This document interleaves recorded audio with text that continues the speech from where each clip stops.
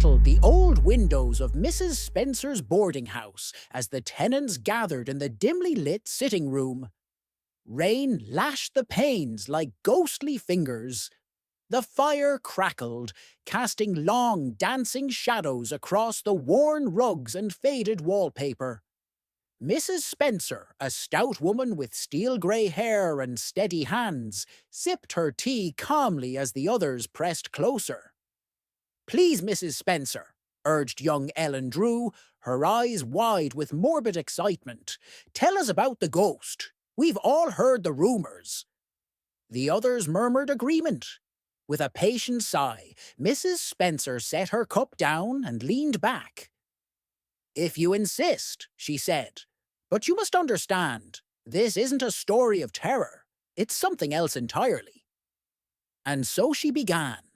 Many years ago, when Mrs. Spencer was a younger woman, she had just begun managing this very house. It had not always been so warm and lively. In those early days, it was a sombre place, shadowed with grief. The first sign came one winter night. Mrs. Spencer had been dozing in her room when a soft, plaintive cry awakened her. "Mother! Mother!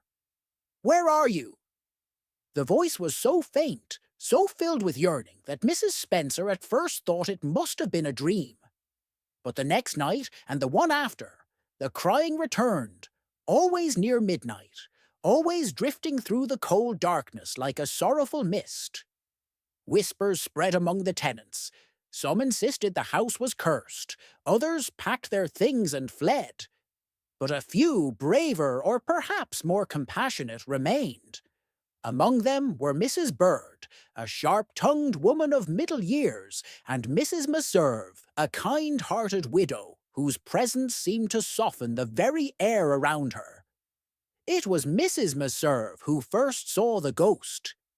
It happened late one stormy evening. Mrs. Meserve had been reading by lamplight when she glanced up. And there she was. A small girl stood at the foot of her bed, no more than 6 or 7 years old. She wore a thin, tattered nightdress, her bare feet pale against the worn wooden floor.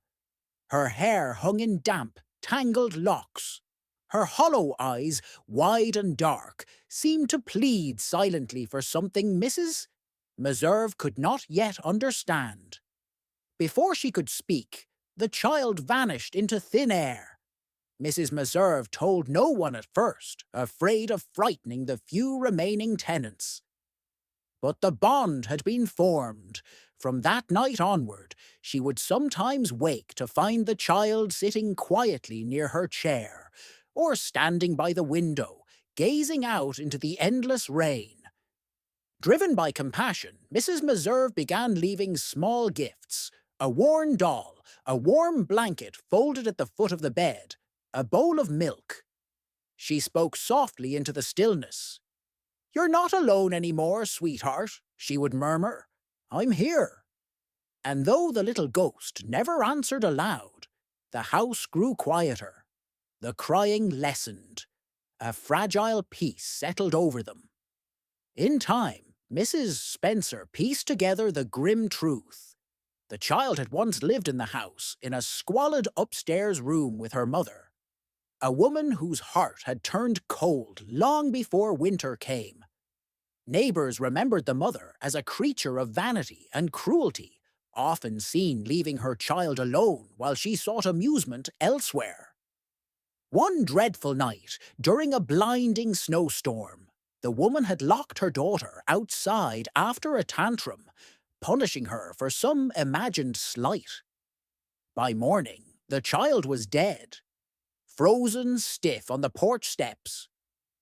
The mother vanished soon after, leaving behind only rumours and a house that echoed with sorrow.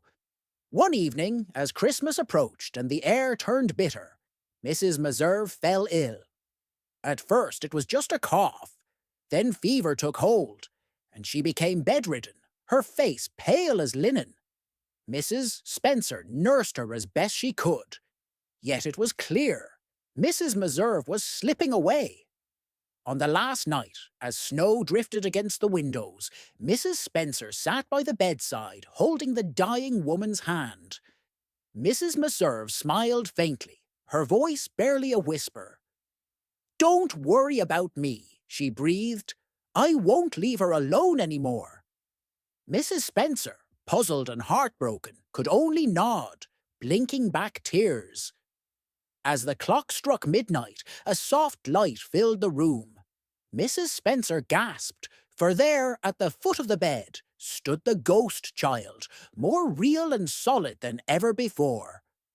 Her little hands were outstretched, her face shining with tentative hope. Mrs. Meserve's eyes opened one last time, and she smiled. A smile of pure, unearthly joy. Without fear, she reached out. Their hands touched, and in that instant, Mrs. Meserve's spirit, radiant and young again, rose from her frail body. Together, woman and child, hand in hand, they walked into the light that opened like a door in the darkness. And then they were gone. After that night, the house was changed. The mournful weeping ceased. No more ghostly footsteps echoed through the halls. Tenants who had once spoken of icy draughts and restless nights now found their sleep deep and untroubled. Mrs. Spencer often felt a warm presence nearby, especially during storms. As if someone, or perhaps two someones, watched over the house, bringing comfort instead of fear. The story passed among boarders in whispers, growing softer with each telling, until it became less a tale of a haunting and more a hymn of love beyond death. Back in the present, Mrs. Spencer finished her tale. The fire had burned low. Rain still tapped the windows, but somehow the storm felt less menacing, as if the house itself were keeping them safe. The listeners sat in awed silence. Ellen Drew wiped a tear from her eye. "Do you believe it?" someone whispered. Mrs. Spencer only smiled, her eyes gleaming. "Believe it or not," she said, "sometimes the greatest hauntings aren't about vengeance or terror. They're about the bonds we carry with us, even when this world can no longer hold us." Outside, the wind howled, but within the old house, there was only warmth. And somewhere, just maybe, a little girl and her newfound mother walked hand in hand, together forever.